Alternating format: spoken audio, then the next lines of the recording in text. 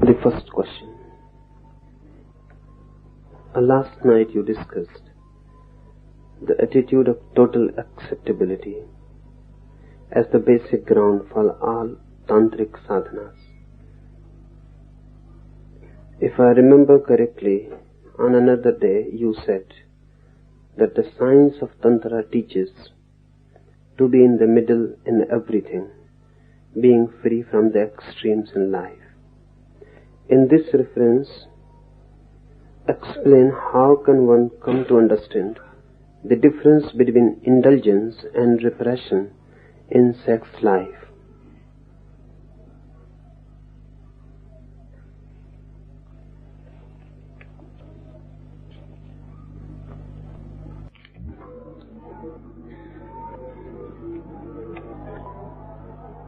Accepting the total life means the middle path. If you deny, you move to the opposite extreme. Denial is extreme. If you deny anything, you deny it for something, then you move to one extreme. If one denies sex, he will move to brahmacharya, celibacy, to the other extreme. If you deny brahmacharya, you will move to indulgence, to the other extreme. The moment you deny, you have accepted the extreme path. Acceptance of totality is automatically to be in the middle. You are neither for something nor against something. You have not chosen. You are just floating in the stream. You are not moving towards a goal. You have no choice. You are in a let go. Tantra believes in a deep let go. When you choose, your ego comes in. When you choose, your will comes in. When you choose, you are moving against the whole universe. You have your own choice. When you choose, you are not choosing the universal flow. You are standing aloof, isolated. You are like an island. You are trying to be yourself against the whole flux of life. Non-choosing means you are not to decide where life goes. You allow the life to move, to take you with it. And you have no fixed goal. If you have a fixed goal, you are bound to choose. Life's goal is your goal. You are not moving against life. You have no idea against life. You leave yourself, you surrender yourself to the life force itself. This is what Tantra means by total acceptability. And once you accept life in its totality, things start happening. Because this total acceptance frees you from your ego points. Your ego point is the problem. Because of it, you create problems. There are not problems in life itself. Existence is problemless. You are the problem and you are the creator of the problem. And you create problems out of everything. Even if you meet God, you will create problems out of Him. Even if you reach paradise, you will create problems out of paradise. Because you are the original source. You are not going to surrender. This non-surrendering ego is the source of all problems. Tantra says that it is not a question to achieve something. It is not a question of achieving brahmacharya. If you achieve brahmacharya, celibacy against sex, your brahmacharya will remain basically sexual. Two extremes, howsoever opposite, are parts of one whole, two aspects of one thing. If you choose one, you have chosen the other also. The other will be hidden now, repressed.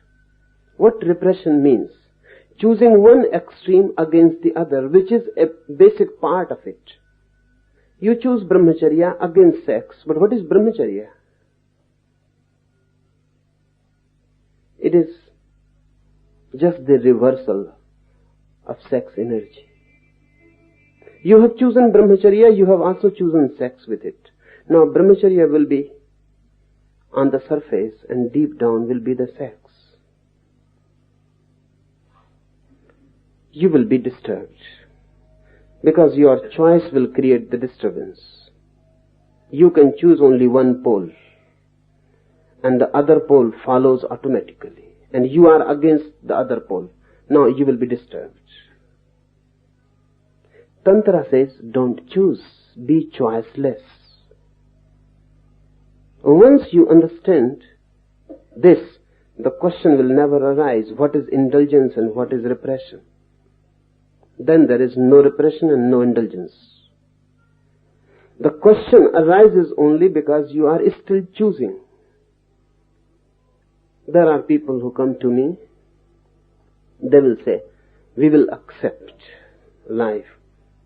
But if we accept life, when brahmacharya will happen? They are ready to be in total acceptability. But the readiness is false, just superficial. Deep down, they are still clinging to the extreme. They want brahmacharya, celibacy. They have not achieved it fighting with sex. Now, they hear me and they think that we have not been able to achieve it through fight. Now we should achieve it through acceptance. But the achieving mind, the motivated mind, the greedy mind is there. And the goal is there. The choice is there. If you have something to achieve, you cannot accept the totality. The acceptance is not total. Then you are trying acceptance also as a technique to achieve something. Acceptance means now you leave that achieving mind, that motivated mind, always for something, hankering for something, you leave it. You allow life to flow through it freely, just as the wind is flowing through the trees. You allow life to move freely through you. You have no resistance. Wherever it leads, you are ready to move. You have no goal. If you have any goal, then you will have to resist life. Then you will have to fight it. If the tree has some goal, some leaning, some idea, then it cannot allow the wind to move freely through it. If it wants to go to south, then the wind which is forcing it towards north will be the enemy. If you have some goal, you cannot accept life as a friend. Your goal creates the enmity. If you expect something out of life, you are forcing yourself on life. You are not allowing life to happen to you. Tantra says things happen when you don't expect them. Things happen when you don't force them. Things happen when you are not hankering after them. But this is a consequence, not a result. And be clearly aware of the difference between consequence and result. A result is consciously desired. A consequence is a byproduct. For example, if I say to you that if you are playing, happiness will be the consequence. Any play. You try it for a result. You go and you play and you are waiting for the result, happiness. And I told you it will be the consequence, not the result. Consequence means if you are really in the play, happiness will happen. If you constantly think about happiness, then it is going to be a result. It will never happen. A result is a conscious effort. A consequence just a byproduct. If you are deep in play, you will be happy. But the very expectation, the conscious longing for happiness will not allow you to be deep in play. And the result will become the barrier. And you will not be happy. Happiness is not a result. It is a consequence. If I tell you if you love, you will be happy, that is a consequence, not a result. If you think that you want to be happy, so you must love, nothing will come out of it. The whole thing will be bogus. Because one cannot love for any result. Love happens. There is no motivation behind it. If there is motivation, it is not love. It may be anything else. If I am motivated and I think because I long for happiness, I will love you. This love is false. And because it is false, happiness will not result out of it, will not come. That is impossible. But if I love you without any motivation, happiness follows it like a shadow. Tantra says acceptance will be followed by transformation. But don't make acceptance a technique for transformation. It is not. Don't long for transformation. Only then transformation happens. If you desire it, your very desire is the hindrance. Then there is no question what is indulgence and what is repression. This question comes only to the mind because you are not ready to accept the whole. Accept it. Let it be indulgence. Accept it. If you accept it, you will be thrown to the middle. Let it be repression. Accept it. If there is acceptance, you will be thrown to the middle. Through acceptance, you cannot remain with the extreme. Extreme means denial of something. Accepting something, denying something. Extreme means for something, against something. The moment you accept whatsoever is the case, you will be thrown in the middle. You cannot remain with the extreme. So forget any intellectual understanding what is repression and what is indulgence. Nonsense. It will not lead you anywhere. You just accept wherever you are. If you are in indulgence, accept it. Why be afraid of it? But there is a problem. If you are in indulgence, you can remain in indulgence only if simultaneously you are trying to transcend it. That gives you a good feeling to the ego. Because you can feel good. You can postpone. You know this is not going to be forever. Today I am indulging. Tomorrow I will be beyond it. The tomorrow helps you to be in indulgence today. You know that today I am drinking alcohol or smoking. But this is not going to be for whole my life. I know this is bad. And tomorrow I am going to leave it. That hope for tomorrow helps you to indulge today. And that's a good trick. Those who want to indulge, they must have great ideals. Those ideals give you opportunity. Then you need not feel very guilty about whatsoever you are doing.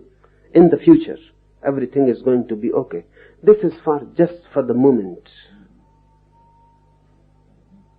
This is a trick of the mind. So those who indulge, they always talk of non-indulgence. Those who indulge, they go to the masters, to the gurus who are against it. And you can see a deep relationship. If you are after riches, money, power, you will always worship someone who is against riches. The ascetic, one who has renounced, will be your ideal. A rich society can worship and respect only one who has renounced riches. Look around and you will see. If you are indulging in sex, you must respect the person who has gone beyond it, who has become a brahmachari, a celibate. You will worship him. He is the ideal. He is your future. You are thinking someday you are going to be like this man. You worship him. And if one day some rumor comes to you that he is indulging in sex, the respect is gone. Because you cannot respect yourself.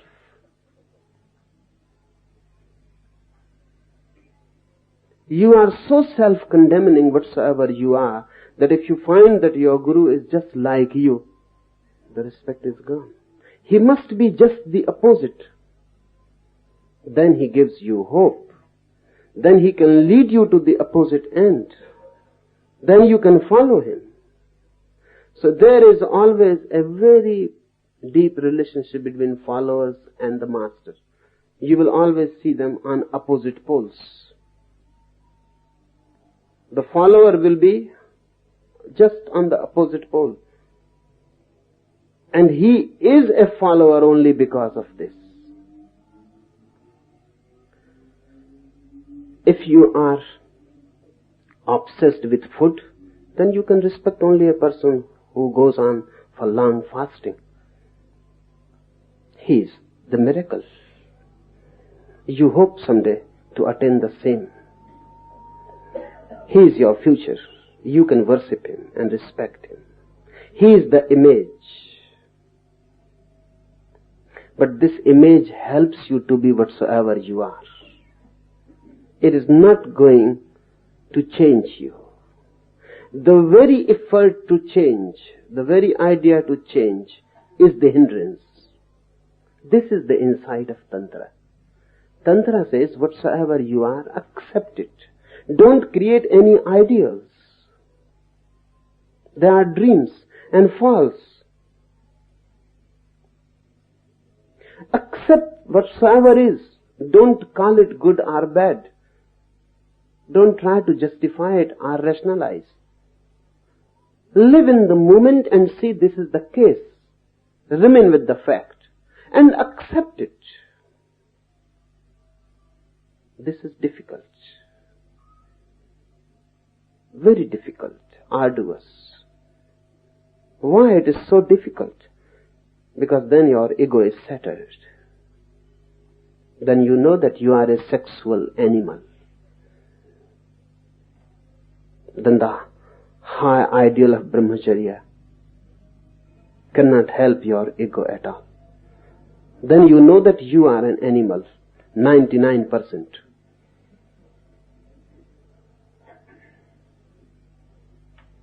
And that 1% I'll leave just not to sark you much. But with the ideals of Mahavir, Buddha, Krishna, Christ, you feel you are 99% divine. Only 1% is lacking. So sooner or later, by the grace of God, you will attain it. You feel happy as you are. That will not help. that will not help at all. That can help only to postpone the real problem, the real crisis. And unless you face that crisis, you will never be transformed. One has to pass through it. One has to suffer it. But only facticity of life leads you towards the truth. Fictions will not help. So remain with the fact, whatsoever you are, animal, okay. Sex is there, anger is there, greed is there. Okay, it is there. It is so, it is such, is the case. Universe happens to you in this way. You have found you in this way. It is how life has made you. It is how life is forcing you, leading you to somewhere. Relax and allow the life to lead you. What is the difficulty in relaxing? The difficulty is, if you relax, you cannot maintain the ego. Ego can be maintained only in resistance. When you say no, ego is strengthened. When you say yes, ego simply disappears. That's why it is so difficult to say yes to anything. Even in ordinary things, it is so difficult to say yes. We want to say no.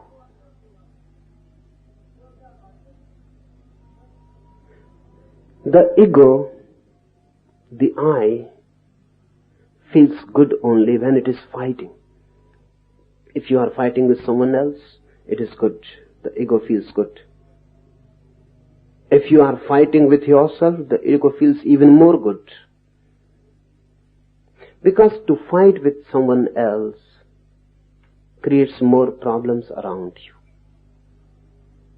When you are fighting with yourself, there is no problem around you. When you are fighting with someone else, the society will create problems for you. When you are fighting with yourself, the whole society will worship you. It is good. Because you are not harming anyone. And really, if you are harming yourself, and if you are not allowed to harm yourself, you will harm others. Because where that energy will move. So society is always happy with those idiots who are harming themselves. Because society feels good. The violence is redirected back. They will not do any harm. That's why we call them sadhus, the good ones. They are good ones because they can do much harm. They are doing, but they are doing to themselves. They are suicidal. A killer, a murderer can become suicidal if he turns to himself. The society feels good, unburdened of a murderer if he becomes suicidal. The society pays respect, appreciates. But the person remains the same. He remains violent.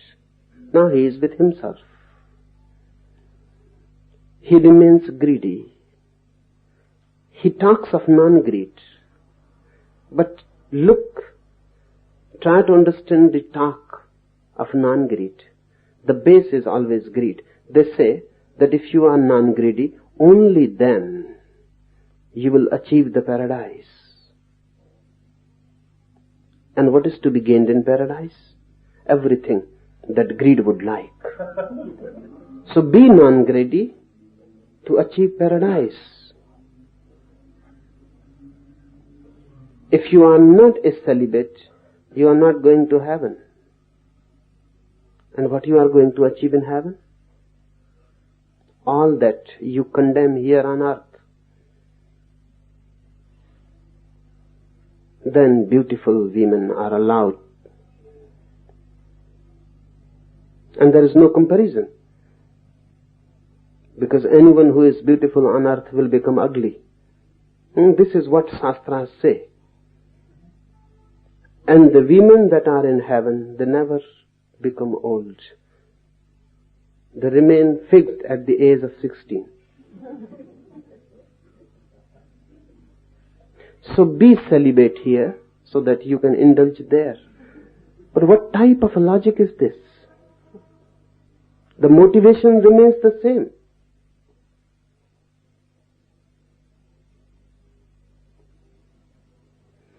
The motivation remains exactly the same. Only the objects change. Time sequence changes. You are postponing your desires to future. This is a bargain. Tantra says, try to understand this whole working of the mind. And then, it is good not to fight. Then it is good to flow as you are and accept it. We are afraid because if we accept, then how we will change? And Tantra says acceptance is transcendence. You have tried fighting and you have not changed. Look at your whole life, analyze it. And if you are honest, you will find that you have not changed a single bit, not an inch. Move back towards your childhood. Analyze your whole life. And whatsoever you may be talking and thinking, the exact actual life has remained the same. And you have been fighting continuously. Nothing happens out of it. Try Tantra also. Tantra says don't fight. No one ever changes with fight. Accept. Then there is no question what is indulgence and what is repression and what is brahmacharya and what is this and that. There is no question then. Whatsoever is, you accept it and flow with it. You dissolve your ego resistance. You relax in existence. And wherever it leads, if this is the destiny of existence, that you are meant to be an animal, then Tantra says be an animal. What will happen out of it? And how it happens? Tantra says total transformation happens. Because once you accept, the inner division dissolves. You become one. Then there are not two in you, the saint and the animal, the saint repressing the animal and the animal throwing every moment the saint away. Then there is no two in you, you become one. And this oneness gives energy. Your all energy is wasted in inner fight and conflict. This acceptance makes you one. Now there is no animal who is to be condemned and no saint who is to be appreciated. You are whatsoever you are. You have accepted it. You have relaxed with it. Your energy becomes one. You are then a whole, not divided against yourself. This wholeness is an alchemical transformation. With this wholeness you have energy. Now you are not wasting your life. There is no inner conflict. You are at ease within. This energy which you gain through non-conflict becomes your awareness. Energy can move in two dimensions. If it moves in fight, you are wasting it every day. If it accumulates and there is no fight, a moment comes, just like as if you go on heating the water, a moment comes, 100 degrees heat, and the water becomes something else. it evaporates. Now it is no more liquid. It becomes a gas. It will not transform at 99 degrees. It will transform only at 100 degrees. The same happens inwards. You are wasting your energy every day. And the evaporating point never comes. It cannot come because energy is not accumulated at all. Once the inner fight is not there, energy goes on accumulating. You feel more and more strong. Not the ego. Ego feels strong only when fighting. When there is no fight, ego becomes impotent. You feel strong, and that you is a totally different thing. You cannot know about it unless you are whole. Ego exists with fragments, division. This you, self, or what we call Atma, exists only when there is no division, no inner fight. Atma means the whole. Self means the undivided energy. Once this energy is undivided, it goes on accumulating. You are producing every day.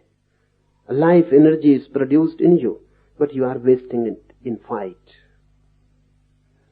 This energy comes to a point where this same energy becomes awareness. This is automatic. Tantra says this is automatic. Once you know how to be whole, you will become more and more aware. And the day comes, your total energy is transformed into awareness. When the energy is transformed into awareness, many things happen. Because then the energy cannot move to sex. When it can move to a higher dimension, it will not move to a lower dimension. Your energy goes on moving to the lower dimension because there is no higher for you. And you don't have the level of energy where it can move into the higher. So it moves into sex.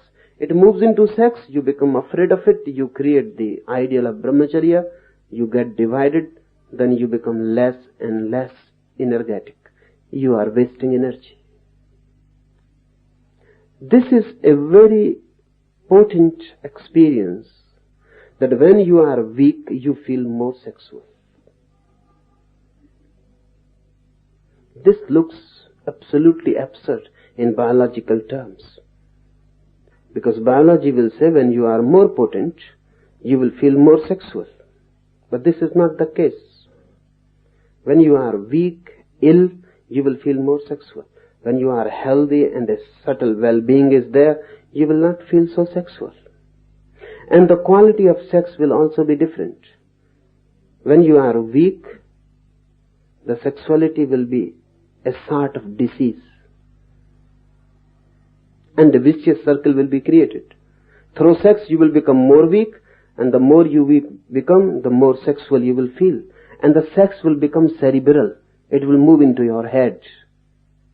When you are healthy, a well-being is there, you feel blissful, relaxed.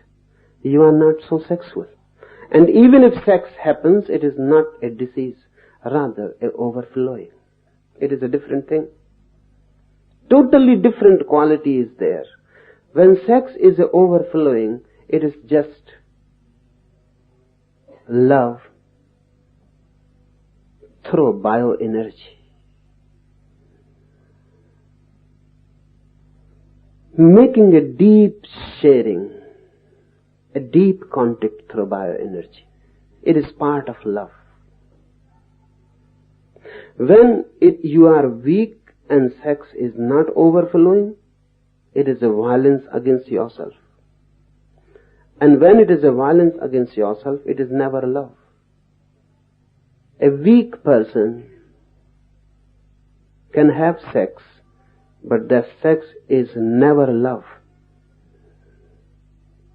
It is more or less rape.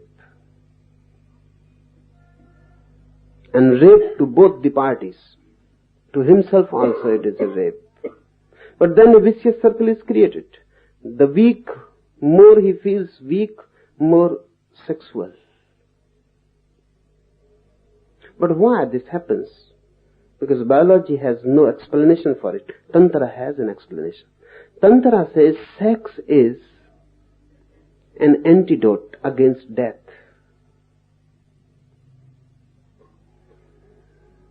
Sex is an antidote against death. Sex means life for society. You may die, but life will continue. So whenever you feel weak, death is near. And Tantra says sex will become very important, because you may die any moment. Your energy layer has got down. You may die any moment. Indulge in sex so someone can live. Life should go on. For Tantra, old men are more sexual than young men. And this is a very deep insight. Young men are more sexually potent, but not so sexual. Old men are less sexually potent, but more sexual. So if we can enter old man's mind, then we can know what is happening. As far as sex energy is concerned, it is less in old men, more young men. But as far as sexuality is concerned, sexuality means thinking about sex. It is more in old men than in young men. Death is coming near. Sex is the antidote of death. And now the weakening energy would like to produce someone. Life must continue. Life is not concerned with you. Life is concerned with itself.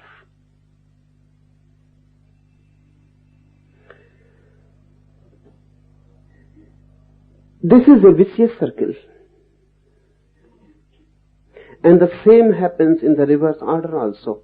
If you are overflowing with energy, sex becomes less and less important.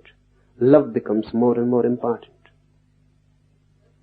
And then sex can happen just as a part of love, as a deep sharing. Deepest sharing can be of bioenergy, because that is life force. Whomsoever you love, you want to give him something, or her. Giving is part of love. In love you give things. The greatest gift can be of life energy, of yourself. In love, sex becomes a deep gift of bioenergy, of life, a part of yourself you are giving. Really, in every act of sex, you are giving yourself totally. Then a different circle is created. The more you feel love, the more you become strong. The more you feel love, the more you share love, more strong you become. Because in love, ego is dissolved. In love, you have to flow with life.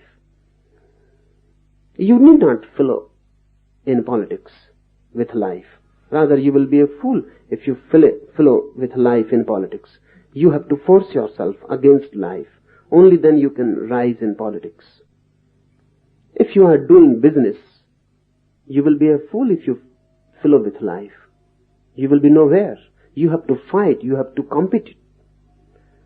You have to be violent. The more violent and the more mad, the more you will succeed there. It is a struggle. Only in love, there is no competition, no fight, no violence.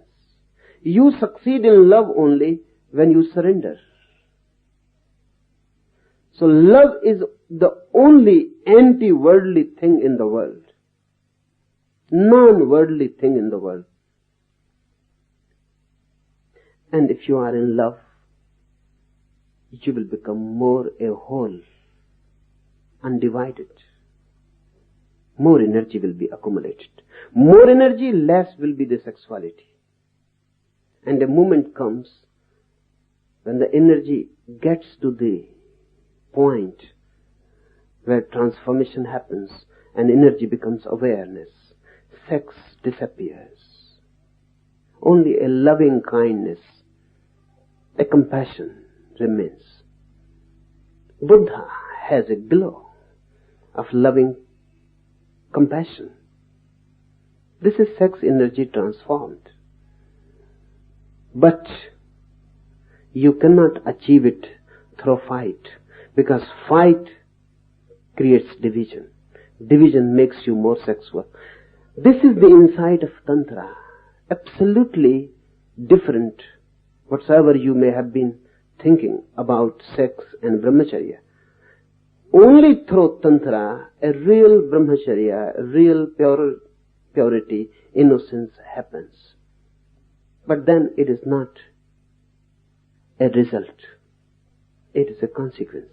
It follows total acceptance.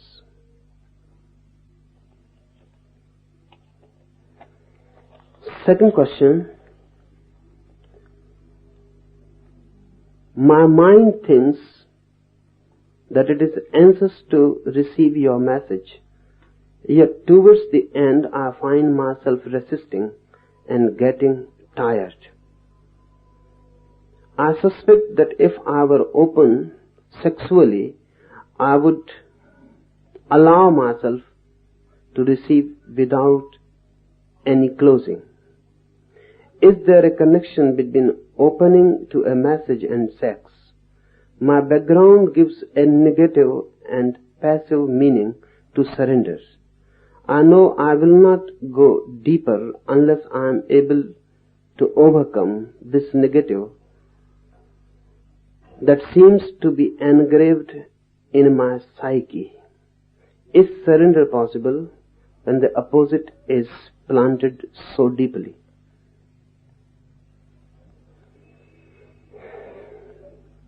Yes, there is a connection between surrender and sex. Because sex is the first biological surrender you can experience easily.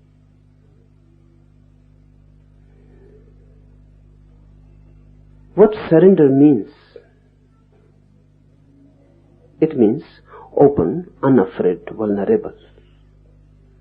It means allowing the other to enter you.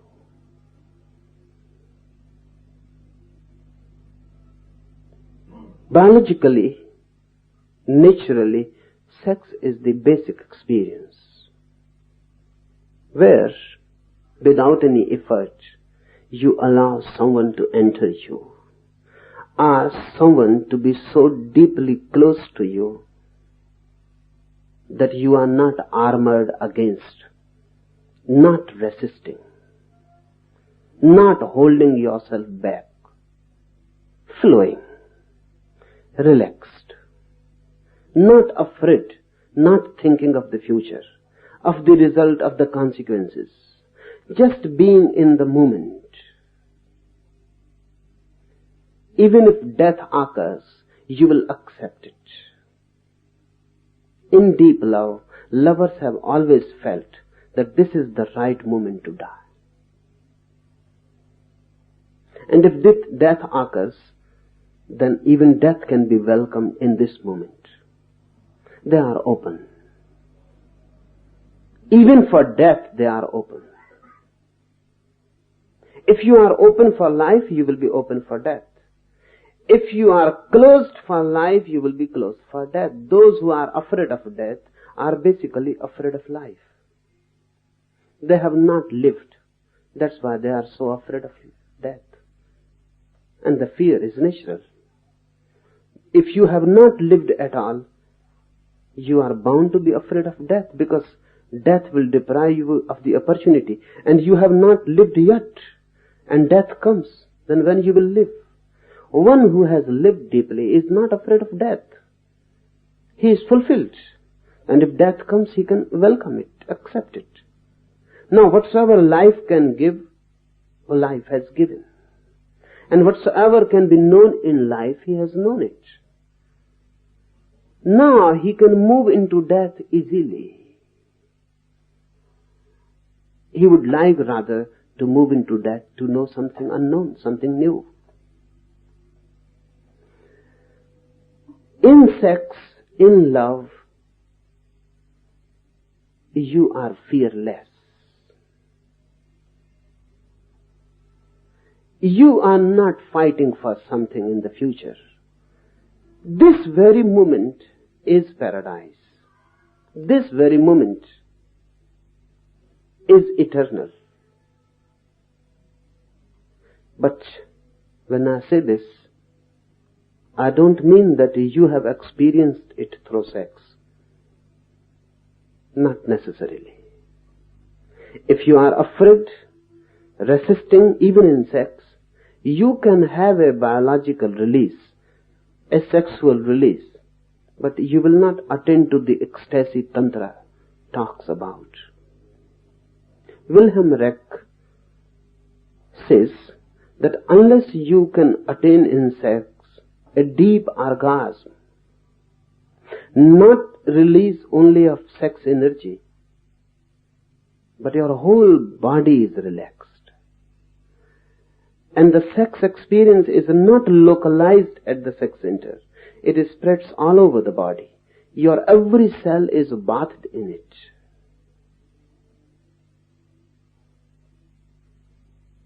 And you have a peak in which you are not a body. If you cannot attain a peak in sex in which you are not a body, you have not known sex at all. That's why Wilhelm Reich says a very paradoxical thing. He says sex is spiritual. This is what Tantra says.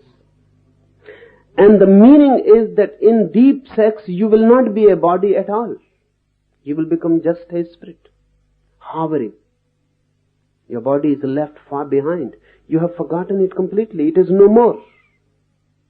You are not a part of the material world. You have become immaterial. Only then there is orgasm. That's what Tantra says, sambhog, orgasm. A total relaxation. A feeling that now you are fulfilled.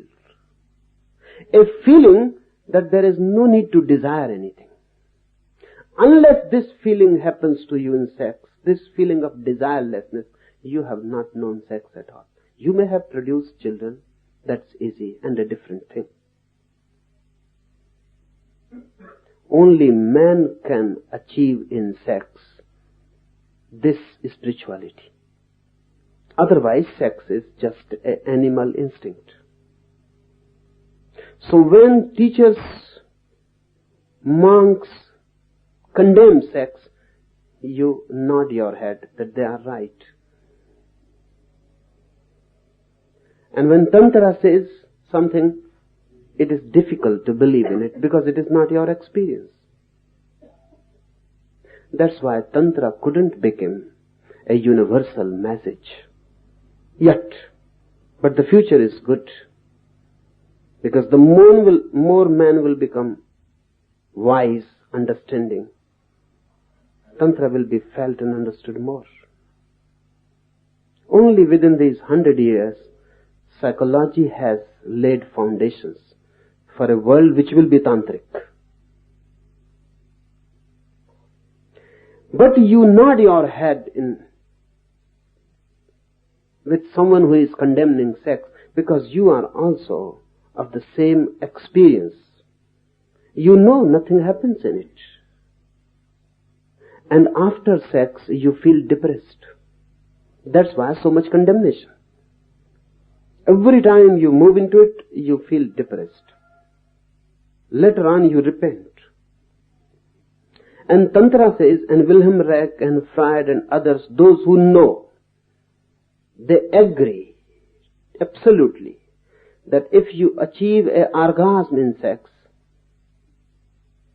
the glow will last for hours later on.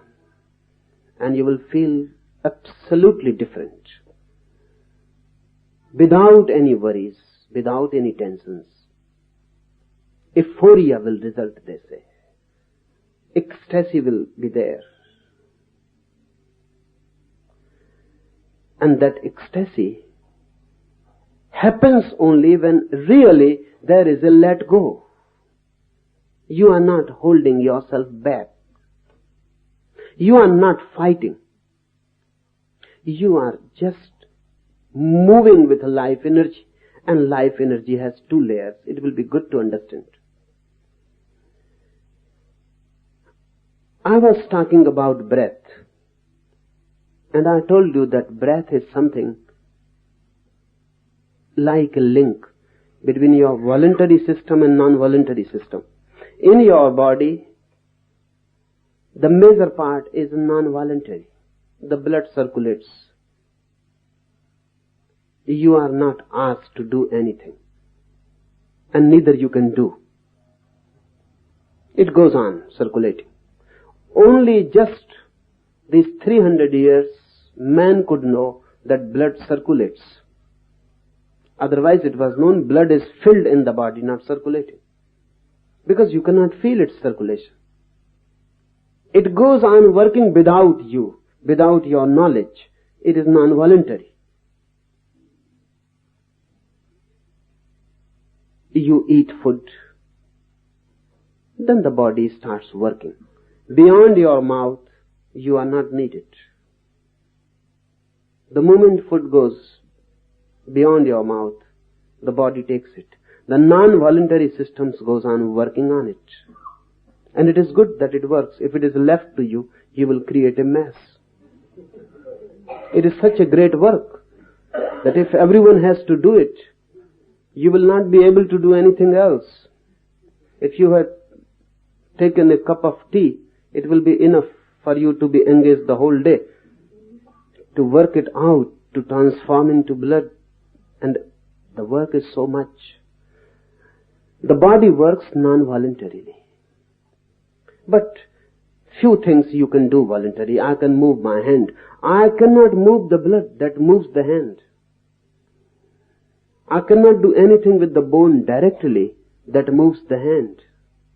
I cannot do with anything with the system that works, but I can move my hand. I can move my body. I cannot do whatsoever goes on within it. I cannot interfere. I can jump, I can run, I can sit, I can lie down. But inside I cannot do anything. Just on the surface I am allowed freedom. Sex is a very mysterious phenomenon. You start it, but a moment comes you are no more. Sex is started as a voluntary thing. And there is a limit. If you cross that limit, you cannot come back. If you don't cross that limit, you can come back. So sex is both voluntary and non-voluntary. There is a limit. Your mind will be needed. But if you don't lose your mind and your head, your reason, your consciousness, your religion, your philosophy, your way of life, if you don't lose your mind, then the boundary will not be crossed and you will be experiencing sex in the voluntary realm. This is what is happening. Then, after sex, you will feel depressed against it. And you will be thinking of renouncing life and taking a vow against it. Of course, these vows will not go long. Within 24 hours, you will be okay and ready to move again into sex.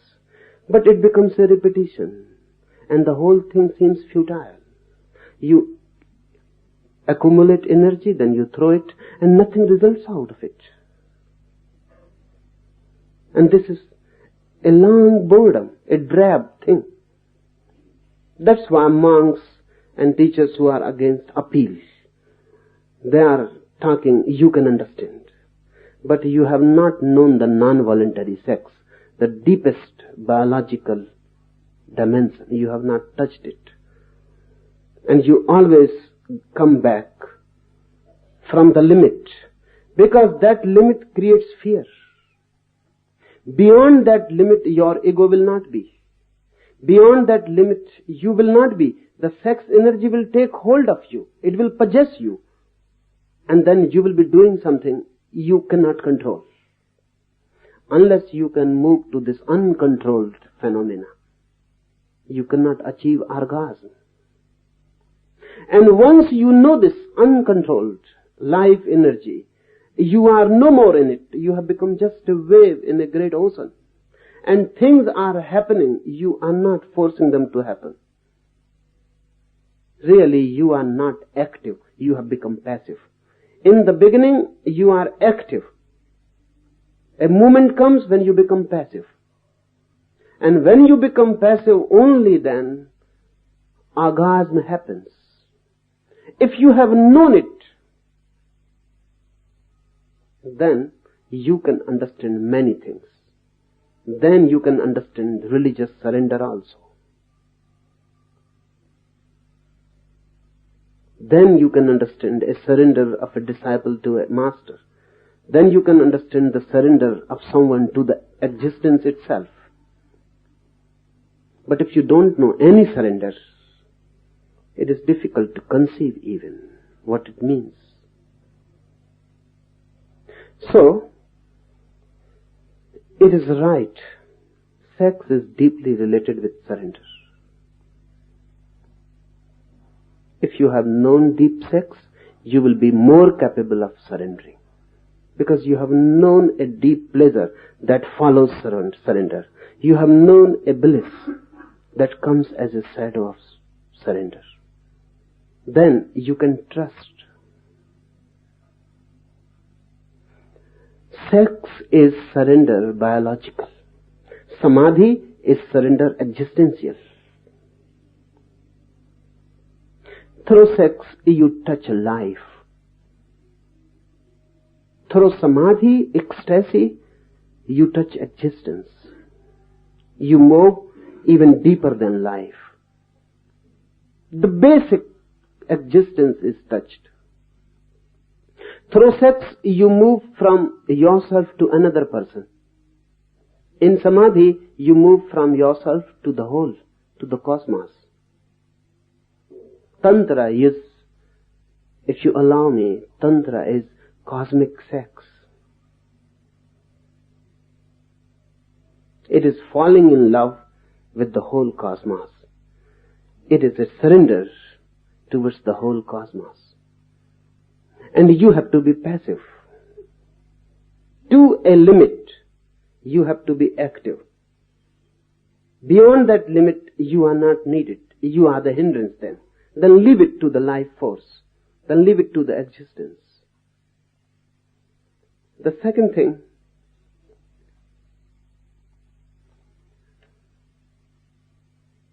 if you go on thinking about surrender as negative and passive,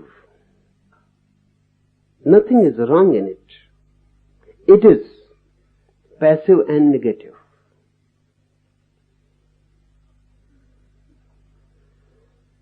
But the negativity and the passivity is nothing condemnable. In our mind, the moment we hear the word negative, some condemnation enters. The moment we hear passive, some condemnation enters. Because for ego, these both are deaths. Nothing is wrong in being passive. Passivity is a way to be in deep contact with the universe. And you cannot be active with it. That is the difference between religion and science. Science is active with universe. Religion is passive with universe. Science is just like male mind. Active, violent, forcing. Religion is feminine mind. Open, passive, receptive. Receptivity is always passive. And truth is not to be created, it is to be received. You are not going to create the truth. The truth is already there. You have to receive it. You have to become the host. And the truth will become your guest. And a host has to be passive. You have to be like a womb to receive it. But our mind is trained for activity, to be active. Do something. And this is the realm where whatsoever you do will become hindrance. Do not do. Just be. This is what passivity means. Do not do anything, just be. And allow that which is already there to happen to you. You are not needed creatively, actively to do something. You are needed just to receive. Be passive. Don't interfere. Nothing is wrong with passivity. Poetry happens when you are passive. Even greatest discoveries of science have happened when you are passive.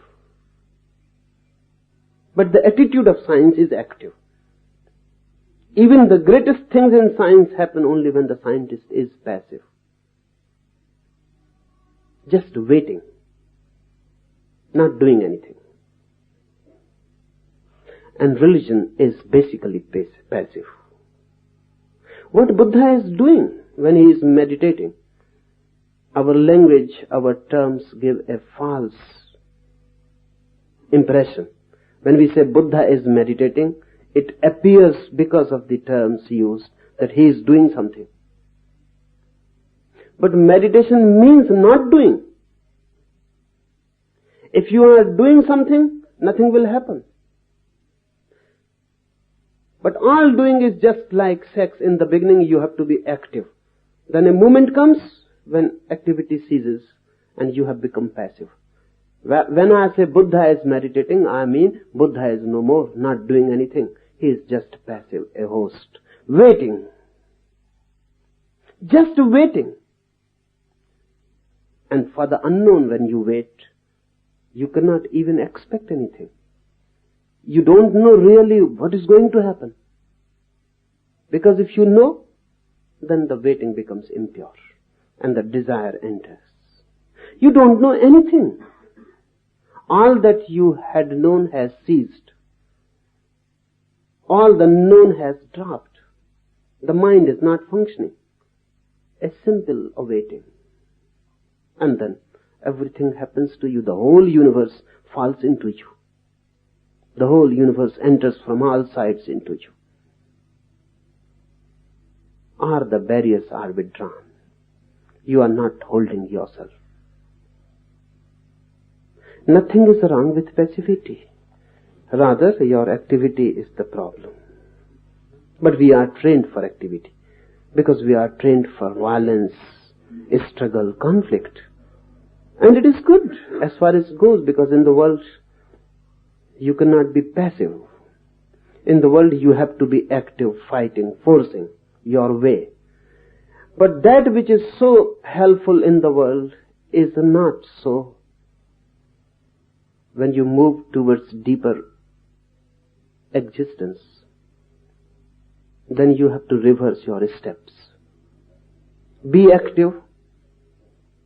If you are moving in politics, in society, for riches, for power, be inactive if you are moving into God, into religion, into meditation.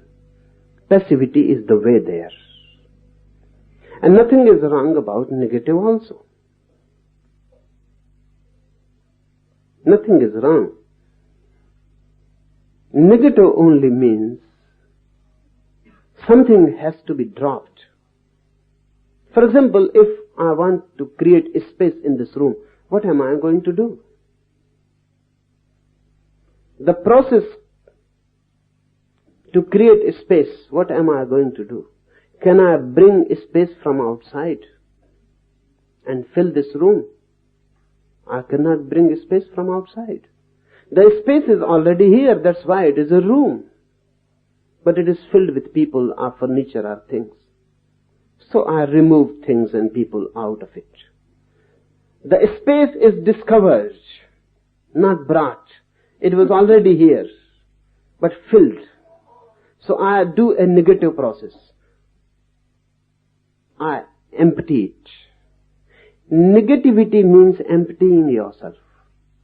Not doing something positive, because that which you are trying to discover is already there. Just throw out the furniture. Thoughts are the furniture in the mind. Just throw them out and the mind becomes a space. And when mind is a space, it is your soul, your Atma. When it is filled with thoughts, desires, it is mind. Vacant, empty, it is not mind. Negation is a process of elimination. Eliminate things. So don't be afraid of the word negative and passive. If you are afraid, you can never surrender. Surrender is passive and negative. It is not something you are doing. Rather, you are leaving your doings. You are leaving the very notion that you can do. You cannot do. This is the basic feeling. Only then surrender. It is negative. Because you are moving into the unknown. The known is left. When you surrender to a master, it is one of the miracles. Because you don't know what is going to happen and what this man do to you. And you can never be certain whether he is real or not. And you cannot know to whom you are surrendering and where he is going to lead you. You will try to make certain, but the very effort means that you are not ready for surrender. If you are absolutely certain that this man is going to lead you somewhere to a paradise and then surrender, it is not a surrender at all. You have not surrendered. Surrender is always in the unknown. When everything is known, there is no surrender. You have already checked that this is going to happen, and 2 and 2 are going to make 4. Then there is no surrender. You cannot say, I surrender. Because the 4 is already made certain. In uncertainty, in insecurity, is the surrender. So it is easy to surrender to God. Because really, there is no one to whom you are surrendering. And you remain the master. It is difficult to surrender to a living master, because then you are no more a master. With God, you can go on deceiving, because no one is going to ask you.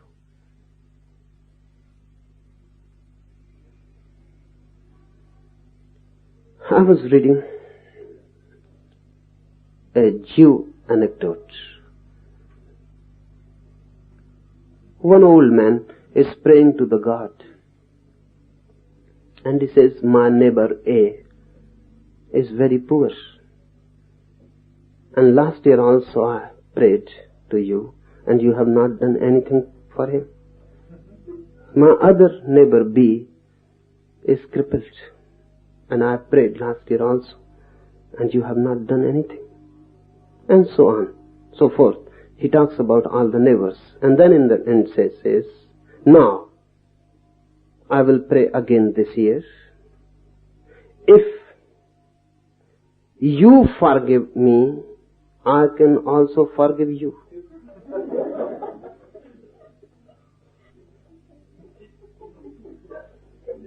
But he is talking alone. Every talk with the divine is a monologue. The other is not there. So it is up to you.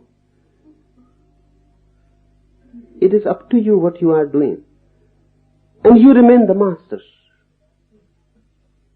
That's why so much insistence in tantra to surrender to a living master, because then your ego is shattered.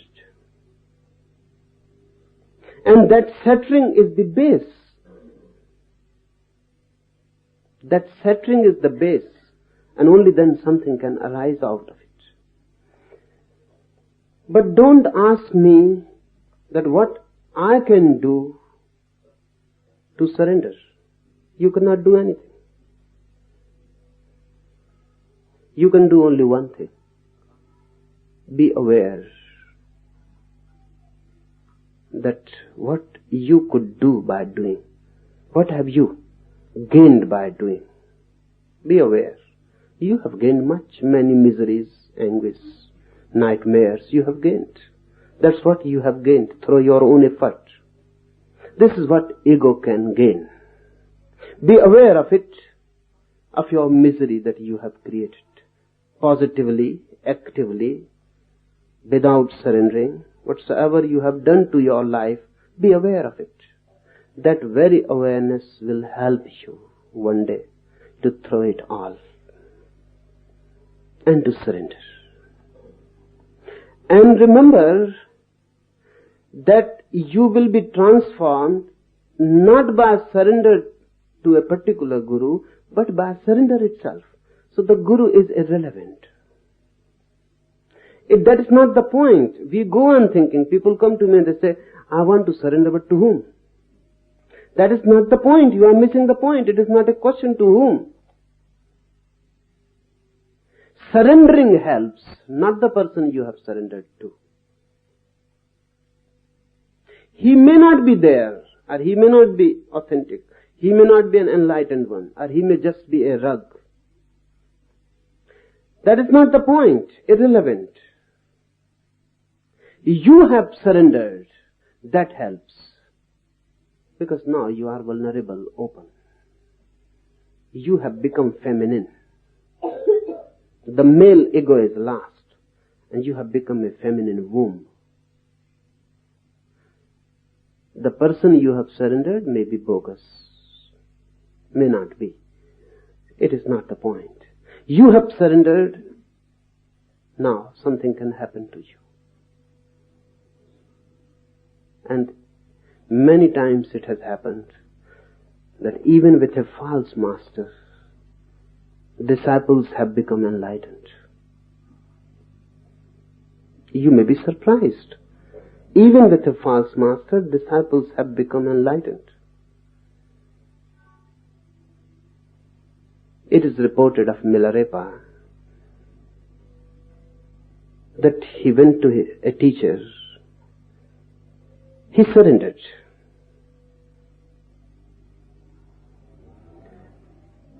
Milarepa was a very faithful man, very trusting. So when the teacher said, you will have to surrender to me, only then I can help. So he said, okay, I surrender. But many persons were jealous. The old followers of that master were jealous of Milarepa because Milarepa was such a different type of man. The very magnetic force. They became afraid that if this man remains here, then he will become the chief disciple. And he will be the next guru. So they asked their teacher that this man seems to be false. So first check it, whether his surrender is real. So the master said, how should we examine? So they said, tell him to jump from this hill. They were sitting on a hill. So the master said, Milarepa, if you have really surrendered, jump from the hill. So he will not wait even to say yes. He jumped. The disciples thought he will be dead. Then they went down. It took hours for them to go to the valley, and he was sitting under a tree meditating, and he was happy. As happy as he never been. So they gathered, and the disciples thought it must be a coincidence. The master was also surprised how this could happen. So he asked Milarepa privately, what you did, how it could happen. He said, when I surrendered, there is no question of my doing. You have done something. The master knew well he has not done anything. So he tried again. So one house was on fire. So he told that go in and sit there. When the whole house becomes ashes, then only come out. So Milarepa went in He stayed there for hours.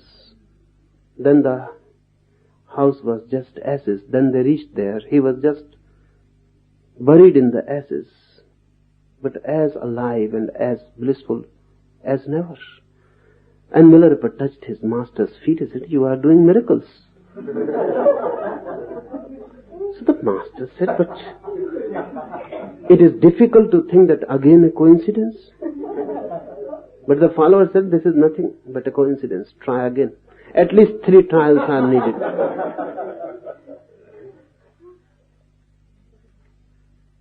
So they were passing through a village. The master said, "Milarepa, the boat has not come yet, and the ferryman has not kept the promise. So you go, walk on the waters, go to the other bank and tell the ferryman to come." So Milarepa walked. Then the master thought, it is a miracle. He walked, went to the other bank and then brought the ferry. So the master said, "Milarepa, how are you doing?" So he said, "I just take your name and go on. It is your name, master, that helps me." So the master thought, if my names help so much, he tried to walk and drowned. And no one has ever heard again about it. How it happened? Surrender is the thing, not the master. Not the thing you surrender. The statue, the temple, the tree, the stone, anything will do. If you surrender, you become vulnerable to existence. And then the whole existence takes you into its arms. So this story may be just a parable. But the meaning is, then the whole existence is for you.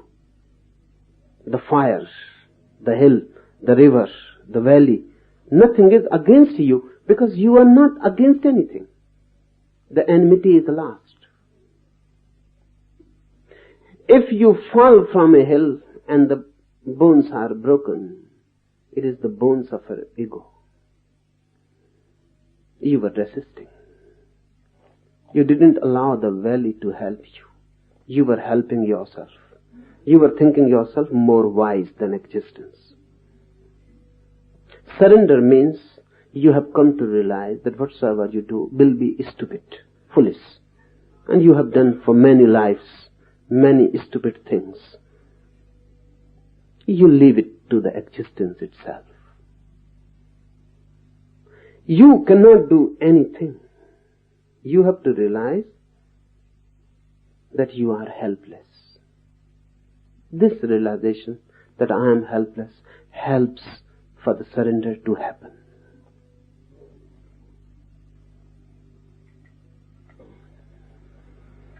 Enough for today.